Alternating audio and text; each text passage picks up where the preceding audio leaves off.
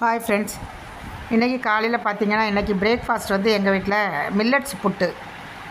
மில்லட்ஸ்ன்னு சொல்லும்போது கேழ்வரகு, கம்பு, தெனை, குதிரைவாளி எல்லாமே வறுத்து பொடி பண்ணி அப்படி தான் நம்ம பண்ணுவோம்.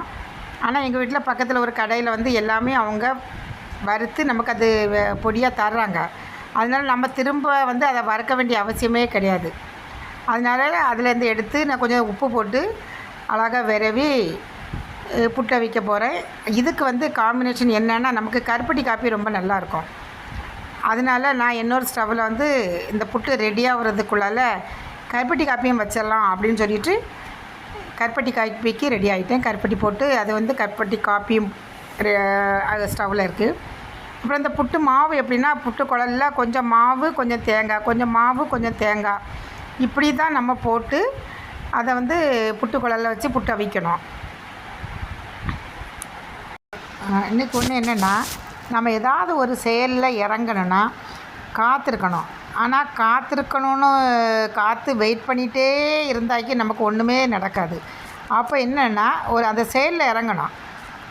செயலில் இறங்கினா தான் நமக்கு நல்ல ஒரு பலன் கிடைக்கும். அதனால் எந்த ஒரு விஷயத்துக்காகவும் காத்துட்டு இருக்காமல் அது உடனடியாக நம்ம அதை செய்யணும், முயற்சி பண்ணணும் அப்படின்னு நினச்சிட்டு முயற்சி பண்ணணுன்னா நம்ம கண்டிப்பாக வாழ்க்கை அப்படியே பேசிட்டு ஓகே ஃப்ரெண்ட்ஸ். அப்புறம் வந்து கருப்பட்டி காப்பி ரெடி ஆகிட்டு, அந்த கருப்பட்டியெல்லாம் நல்லா கரைஞ்சி அடுத்தது வந்து காப்பி தூளை நம்ம போட்டு கலக்க வேண்டியது தான். கலக்கிட்டு உடனே நம்ம அது ஒரு கொதி வந்தவுடனே நம்ம ஸ்டவ்வை ஆஃப் பண்ணிடலாம். ஸோ இங்கே வந்து புட்டை பார்த்திங்கன்னா, புட்டில் வந்து மேலே ஆவி வந்துடுச்சு. புட்டில் ஆவி வந்துட்டுனா புட்டு வெந்துட்டு அப்படின்னு நம்ம அர்த்தம். நாம் உடனே அதை எடுத்து ஸ்டவ் ஆஃப் பண்ணிவிட்டு ஒரு பிளேட்டில் நம்ம எடுத்து வச்சிட வேண்டியது தான். அப்போ புட்டு ரெடி ஆயிரும்.